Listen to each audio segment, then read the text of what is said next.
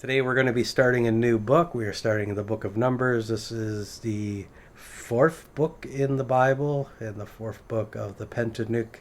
So after this we got Deuteronomy, then we're done the five books of Moses. But we're not there yet. And the book of Numbers, it's got a lot of stuff with numbers of people. And we get into the wilderness wandering phase, and there's some stuff going on there, and genealogy stuff. It's got a bunch of different things going on. We'll see. Numbers 1 and 1. The Lord spoke to Moses in the wilderness of Sinai, in the tent of meeting, on the first day of the second month, in the second year, after they came out of the land of Egypt, saying, 1 and 2. Take a census of all the males of the congregation of the Israelites, by families, by their fathers' houses, according to the number of names, head by head. We are now in the wilderness of Sinai, and the tabernacle is finished, and we have an event of the Lord communicating to Moses, and he calls for Moses to perform a census, to number the people of Israel. This kicks off a new journey, a new beginning, now that the tabernacle is completed and God is able to dwell with the Israelites. They need to journey towards the promised land. Numbers 1 and 3. From 20 years old and upward, all in Israel who are able to go forth to war. You and Aaron shall number company by company.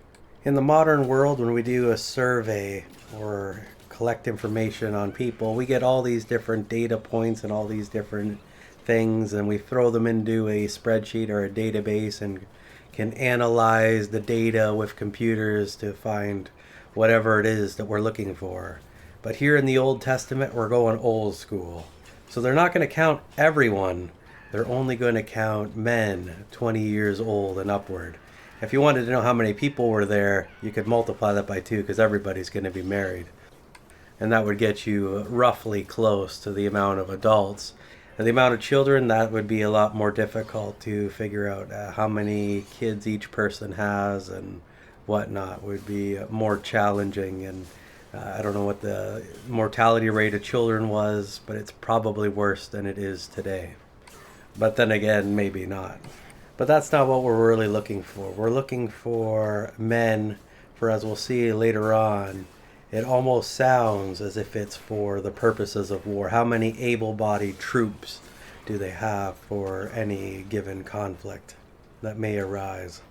Of course, it's a lot of people to count, so there needs to be a division of labor and a method to prevent double counting. Numbers 1 and 4.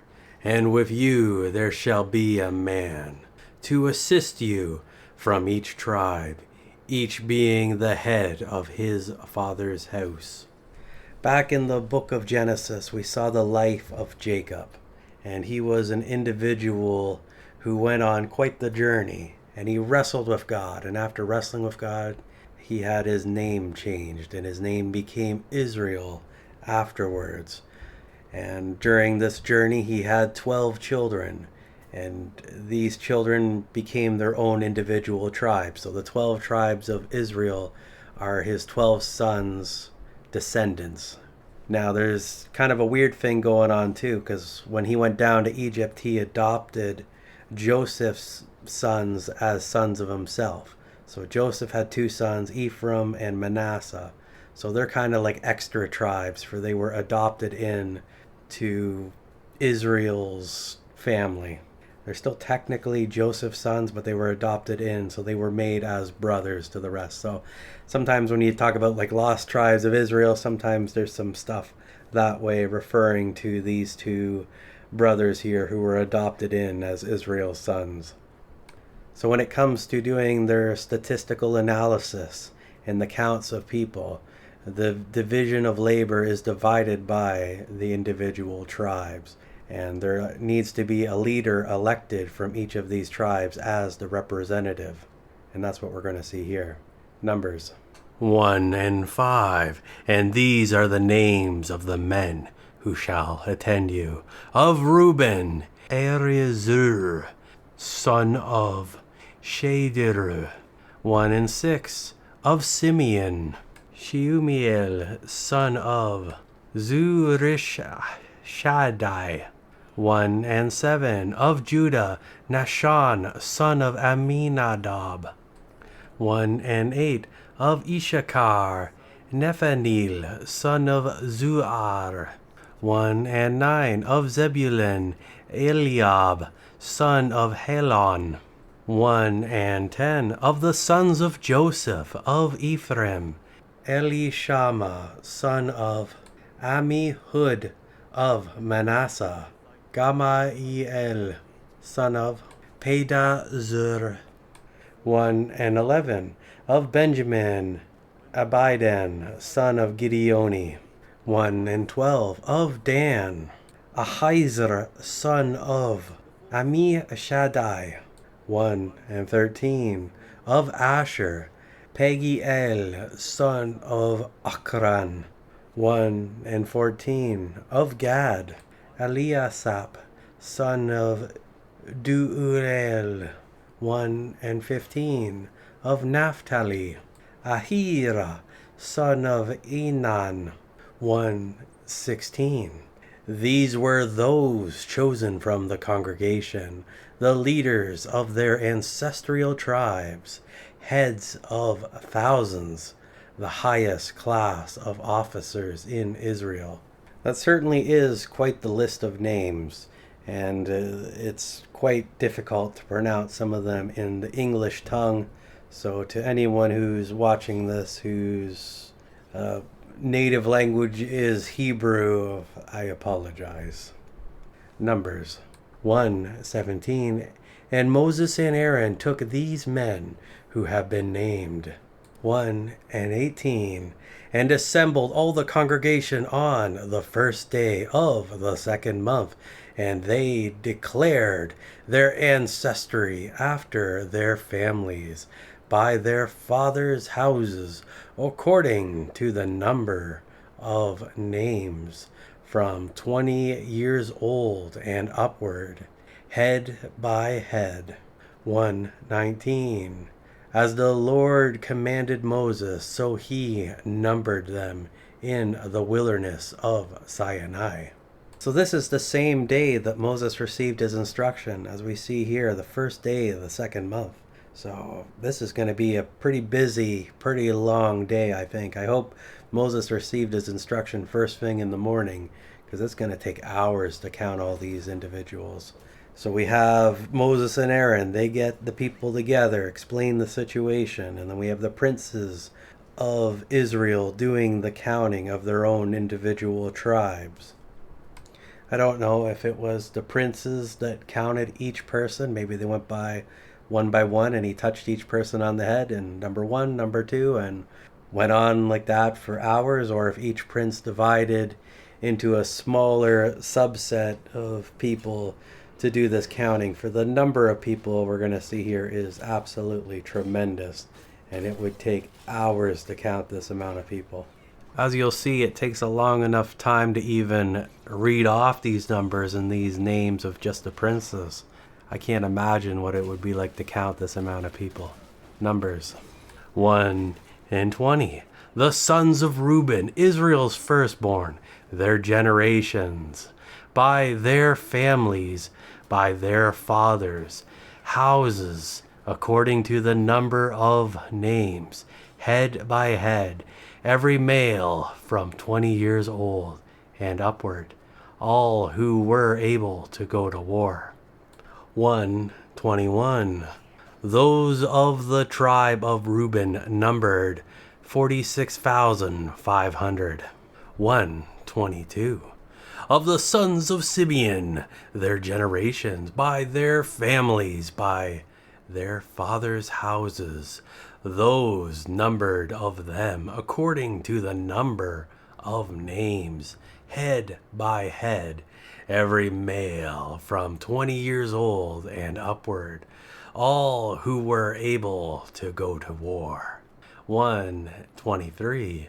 Those of the tribe of Simeon numbered 59,300. 124. Of the sons of Gad, their generations, by their families, by their fathers' houses, according to the number of names, from 20 years old and upward, all who were able to go to war. 125. Those of the tribe of Gad numbered 45,650. 126. Of the sons of Judah, their generations, by their families, by their fathers' houses, according to the number of names, from 20 years old and upward, all able to go to war. 127. Those of the tribe of Judah numbered 74,600. 128. Of the sons of Issachar, their generations, by their families, by their fathers' houses, according to the number of names, from 20 years old and upward, all able to go to war. 129. Those of the tribe of Issachar numbered 54,400. 130. Of the sons of Zebulun, their generations, by their families, by their fathers' houses, according to the number of names, from 20 years old and upward, all able to go to war. 131. Those of the tribe of Zebulun numbered 57,400. 132. Of the sons of Joseph, the sons of Ephraim, their generations, by their families, by their fathers' houses, according to the number of names, from 20 years old and upward, all able to go to war. 133. Those of the tribe of Ephraim numbered 40,500. 134. Of the sons of Manasseh, their generations, by their families, by their fathers' houses, according to the number of names, 20 years old and upward, all able to go to war. 135. Those of the tribe of Manasseh numbered 32,200. 136. Of the sons of Benjamin, their generations, by their families, by their fathers' houses, according to the number of names, from 20 years old and upward, all able to go to war. 137. Those of the tribe of Benjamin numbered 35,400.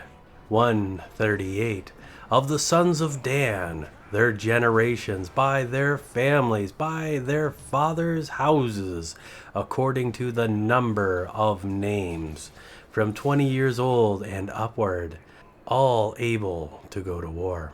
139. Those of the tribe of Dan numbered 62,700. 140.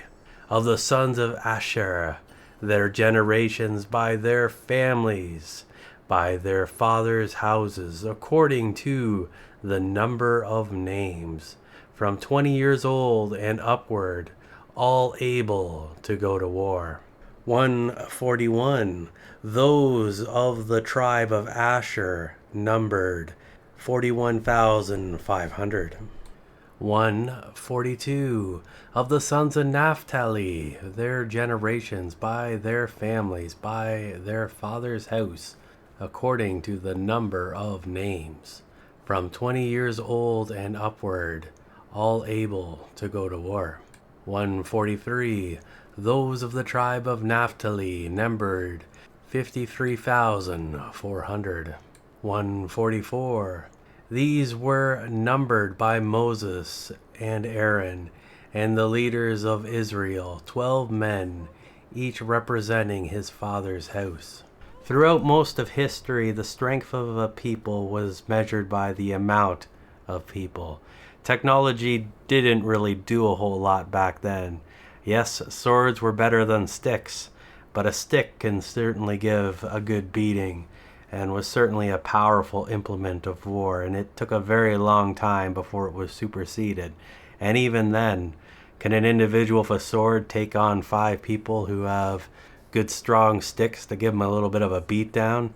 So that's what we're looking at here, is the military power, the strength of each one of these tribes. And I've heard there's other significances to these numbers as well. We'll look at that a little bit more later on. Numbers 145. So all those numbered of the Israelites by their fathers' houses, from 20 years old and upward, able to go to war in Israel. 146. All who were numbered were 603,550. That certainly is a lot of people, especially for the type of journey that they're going on. When it comes to camping, even an individual or a couple people in a group is challenging enough. I can't imagine what the logistics would be like for more than 500,000. Like, that's just insane. It's a good thing that God's there and is able to provide for them, and that they have the manna to eat. For it would be very tricky to scavenge enough food for that amount of people. Numbers 147. But the Levites by their father's tribe were not numbered with them. 148. For the Lord had said to Moses. 149. Only the tribe of Levi you shall not number in the census of the Israelites. The Levites are a special tribe. They are the tribe that the priests come from. So they are the priestly tribe. And they need to look after the implements of God, looking after the tabernacle, as well as other things as well. So they have their own roles and responsibilities. And going to war and shedding of blood is not exactly on that list. So they're not counted with everyone else. So the amount of people that are on this journey is tremendous. I mean, it's 600,000 of just the men. So you double that, you got, what is that, like 1.2 million for like probably adults with the women there. And then you got all the kids, so what do you got, like 1.5, 2 million maybe? And then you got all the animals too. This is just a tremendous amount of people on this journey. Absolutely crazy. But that's what's cool about it. Numbers 150. But appoint the Levites over the tabernacle of the testimony, and over all its vessels and furnishings, and all things that belong to it. They shall carry the tabernacle when journeying, and all its furnishing, and they shall minister to it, and encamp around it. 151. When the tabernacle is to go forward, the Levites shall take it down. And when the tabernacle is to be pitched, the Levites shall set it up. And the excluded, any not of the tribe of Levi who approach the tabernacle, shall be put to death. So we have the Levites here. We have their roles and responsibilities described, that they are looking after the tabernacle and the holy things. When it comes to moving the tabernacle, they're the ones doing the moving. So they would be the ones to unpack the tabernacle, then carry the tabernacle, move the tabernacle, then set up the tabernacle. And they're going to be around and near the tabernacle so that if any outsider gets near it, they get sentenced to death. And I'm sure it's the Levites that are on watch to prevent that from occurring. For the tabernacle is their responsibility. Numbers 152. The Israelites shall pitch their tents by their companies, every man by his own camp, and every man by his own tribal standard. 153. But the Levites shall encamp around the tabernacle of the testimony, that there may be no wrath upon the congregation of the Israelites. And the Levites shall keep charge of the tabernacle of the testimony. So the Israelites are going to be on the move now. They're going to be moving from location to location. And then when they stop, they're going to be setting up camp, right? They got to set up camp for night so they can have a safe place to sleep in. So they're going to be setting up all these tents and everything along this journey. And we see that they are going to be camping out in their own individual tribes. So there's going to be some sort of segregation going on there. And each tribe has their own standard, which is like a flag. So that gets put in the ground. And then the whole tribe kind of gathers around it. And that's where they're going to be camping. Except for the tribe of Levi, who are going to be encircling the tabernacle. So that's kind of their position. And later on, we're going to see in another chapter that it talks about the camping, that they're going to be, each one of these tribes has their own designated camping spot relative to the tabernacle, north, south, east, and west. And when you take the numbers of people and just the way that they're going to be camping, because if you were to camp, let's say, west of the tabernacle, you don't want to be northwest, you don't want to be southwest. So you're going to camp in a line, probably the thickness of however big the Levites are in regards, because they're going to be circling around. So it's like you got a big circle in the center, that's going to be the Levites, and then west of the Levites you would have like whatever the tribe is, and then east you'd have another tribe, north there'd be a tribe, and south, well, I guess there's 11 tribes that divide up, but you divide up the tribes and the amount of people in each tribe, and then if you were to fly an airplane over top of this at night, you could see the fire from all the campfires and whatnot from this camping, and it would make a giant cross. So that would be kind of cool. I've seen artistic renderings of what this would be like, because they do like the amount of people. Well, this is what 30,000 people would look like or something, right? And they could mathematically calculate it out, and it makes a nice cross, and that's kind of cool.